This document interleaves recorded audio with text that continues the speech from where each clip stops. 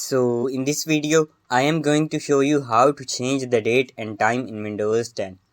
Adjusting these settings can ensure your system's clock is accurate, help you stay on schedule, and fix time zone issues when traveling. So let's start the video.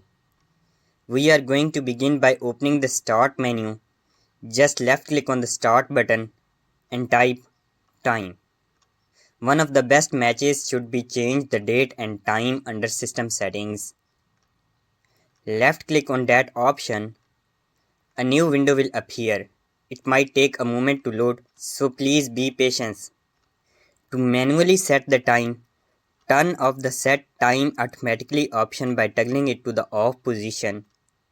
If you are looking to change the time zone, click inside the time zone box and select the desired time zone from the list.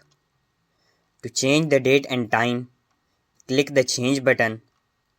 This option will only be available if the Set Time Automatically feature is turned off.